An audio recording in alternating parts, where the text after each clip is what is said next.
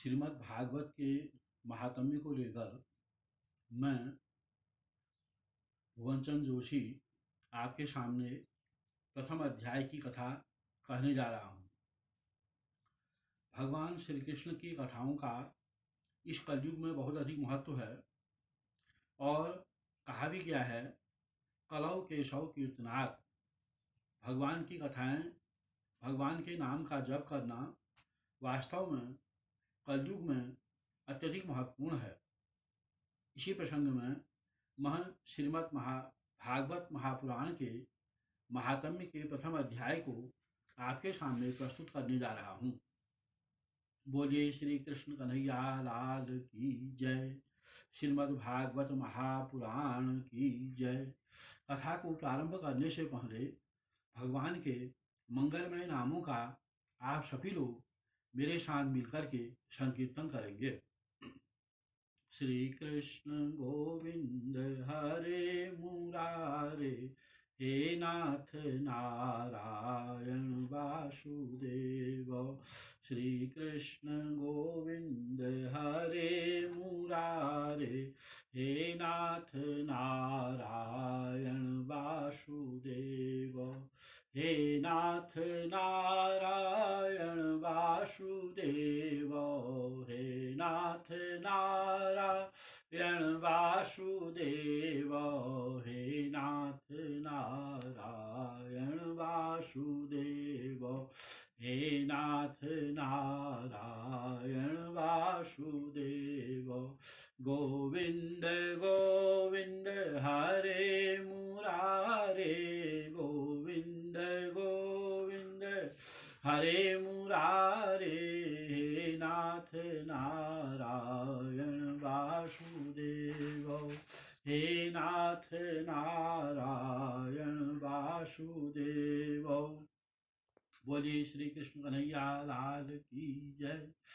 भागवत के महात्म्य में पहला श्लोक भगवान श्री कृष्ण और राधा जी का मंगलमय गान करते हुए व्यास जी के द्वारा प्रस्तुत किया गया है।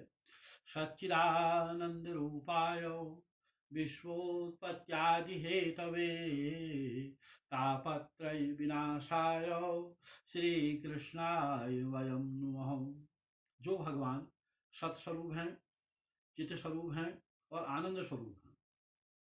सत के रूप में यह परमात्मा नारायण राधा जी के सहित सभी के हृदय में विराजमान हैं और चित्त के रूप में मन में अनेक प्रकार भगवान की झांकी होती है। बहुत बार भगवान के नाम का संकीर्तन अच्छा लगता है, भगवान की फोटो अच्छी लगती है, यह चित्त के रूप में विद्यमान है। और आनंद के रूप में जो भगवान श्री राधा जी के सहित हम लोगों के हृदय में विराजमान हैं, उसे हमें प्रकट करना पड़ता है। तो बताया गया है कि भगवान नारायण को यह जो श्री स्वरूप शब्द आया है, यह राधा जी के लिए है, जो सत स्वरूप में, आनंद रूप में और चित्त रूप में हमारे हृदयों में विराजमान है। ऐसे श्री राधा कृष्ण भगवान को हम सादर नमन करते हैं। इसके आगे का जो सुंदर प्रसंग है वह सुखदेव जी से संबंधित है। कहा जाता है कि जब सुखदेव जी माँ के गर्भ से अवतीर्ण हुए तो सीधे उत्पन्न होकर के जंगल की ओर जाने लगे और व्यास जी उनके पीछे पीछे विलाप करते हुए, कि अरे पुत्र कहाँ जा रहे हो।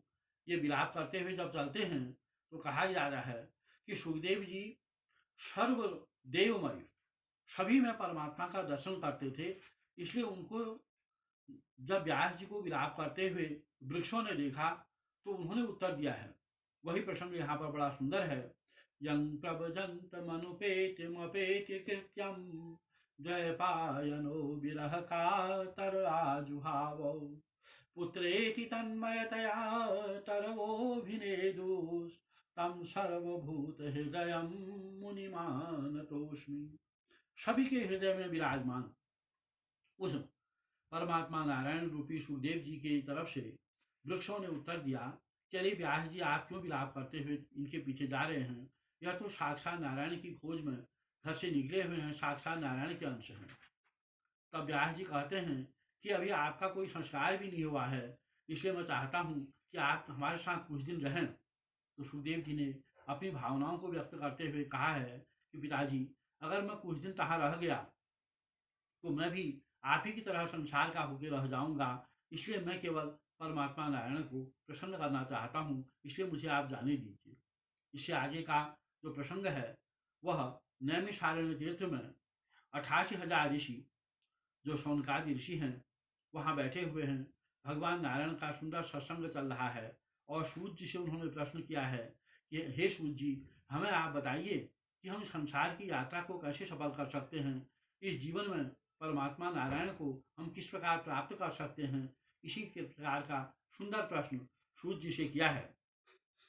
अज्ञानध्वांत कोटि सूर्य समप्रभव सूताख्याहि कथा सारम मम कर्ण रसायनम भक्ति ज्ञान विरागाप्तो विवेको वर्धते महान माया मोह निराशश्च वैष्णव क्रियते कथम।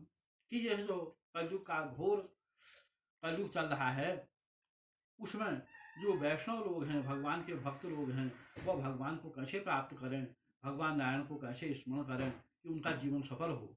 तो ऐसी जो सुंदर कथा है, जो रसायन स्वरूप है, उसको आप व्यक्त कीजिए। तो सूत जी ने उत्तर दिया है कि कहा है कि मैं जानता हूँ श्रेयसाम यद भवे श्रेय पावनानां च पावनम कृष्ण प्राप्तिकरम शाश्वत साधनम तद्वदाधुना। मैं तुमको ऐसा सुंदर साधन बताना चाहता हूँ जो वास्तव में पवित्र को पवित्र करने वाला है और श्रेष्ठ में भी सर्वश्रेष्ठ है।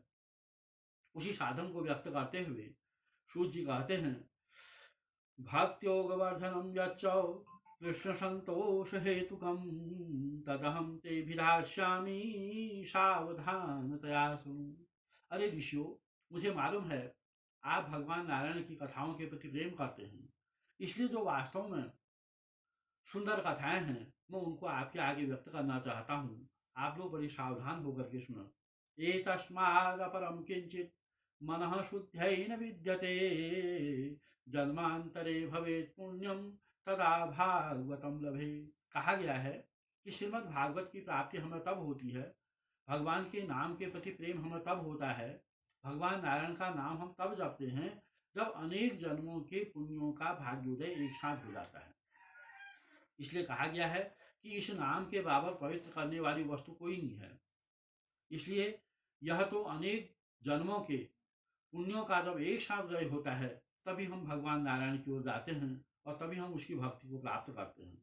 इसलिए कहा गया है कि जब यह सुंदर कथा सुखदेव जी के द्वारा राजा परीक्षित को सुनाई जा रही थी तो देवता लोगों ने आकर के कहा कि हे ऋषिवर, हम आपको राजा की मृत्यु टालने का उपाय बताते हैं, आप हमें कथा का दान कर दीजिए और हम राजा के लिए अमृत दे देते हैं, इससे उनकी मृत्यु टल जाएगी। तो सुखदेव जी ने बड़ा सुंदर उत्तर दिया कि कहा, क्व कथा क्व सुधा लोके क्व काचः क्व मणि महान। अरे यह कथा तो मणि के समान है और आपका जो यह थोड़े समय के लिए मृत्यु टालने वाला अमृत है, यह तो एक प्रकार से कांच के समान है। तो इसलिए यह कथा देवताओं को भी दुर्लभ बताई गई है। इसलिए राजा परीक्षित को सुखदेव जी के द्वारा जो सुंदर कथा सुनाएगी उससे उन्हें भगवान के परम धाम की प्राप्ति हुई है। और कहा गया है कि सप्ताहेन सुतत् सर्वथा मुक्तिदायकम शनकाद्य है पुरा प्रोक्तम नारदाय दया परे। इस कथा को एक सप्ताह तक हमें श्रवण करना चाहिए और एक सप्ताह तक श्रवण करने से हमें भगवान के धाम की प्राप्ति हो जाती है। इसका प्रसंग बड़ा सुंदर है कि एक बार नारद जी जब विशाला क्षेत्र में पहुंचते हैं तो वहां उनको सनक सनंदन सनातन सनत कुमार ये दिखाई देते हैं और नारद जी को दुखी देख करके वो पूछते हैं कि हे ऋषिवर, आप किस दुख से दुखी हैं? आप तो संसार की भलाई के लिए विचरण करते रहते हैं, भगवान नारायण की भक्ति का प्रचार प्रसार करते हैं, तो आपके दुख का कारण क्या है?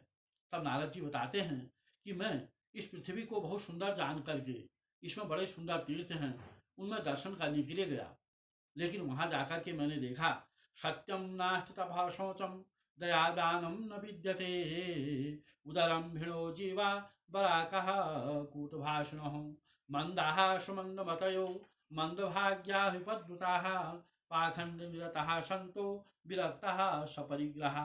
लेकिन मैंने तीर्थों में जाकर के देखा कि लोग वास्तव में सब संग्रह करने में लगे हैं, उनको भगवान के नामों के प्रति प्रेम नहीं है, धर्म के प्रति उनकी कोई इच्छा नहीं है, धर्म के प्रति कोई भय नहीं है, और वह अपने सत मार्ग पर नहीं लगे हुए हैं। तो मुझे बड़ा दुख हुआ।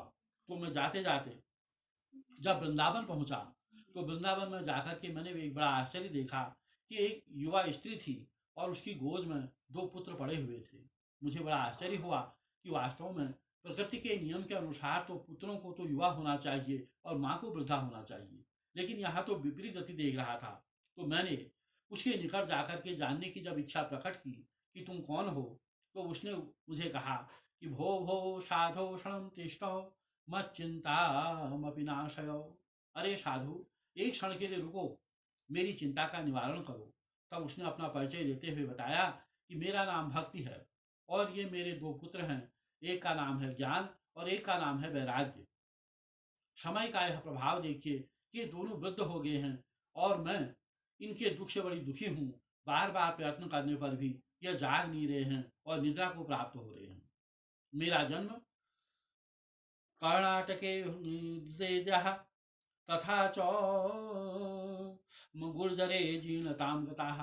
मेरा जन्म कर्नाटक में हुआ, महाराष्ट्र में आकर के मैं कुछ वृद्धता को प्राप्त हुई। लेकिन हे भगवान, जब मैं वृंदावन के क्षेत्र में आई तो यहाँ मैंने एक बड़ा आश्चर्य देखा कि मैं तो युवा होगी, लेकिन मेरे जो दोनों ज्ञान और वैराग्य पुत्र हैं, इनकी वृद्धावस्था दूर नहीं हो पाई है। यही दुख का मेरा कारण है और आप जो है इसका उपाय बताइए। तब नारद जी कहते हैं कि मैंने उनको बहुत सारे मंत्र सुनाए, वेद वेदांतों की व्याख्याएं सुनाई, गीता पाठ सुनाया, लेकिन थोड़ी देर के लिए वह जागते थे, फिर पुनः वह तंद्रा को ही प्राप्त हो जाते थे। अब मैं बड़ी चिंता में पड़ गया हूँ और यही मेरे दुख का कारण है। और ये दुख का उपाय आप बताएं कि कैसे मैं इस दुख को दूर कर सकता हूँ। बोलिए कृष्ण कन्हैया लाल की जय।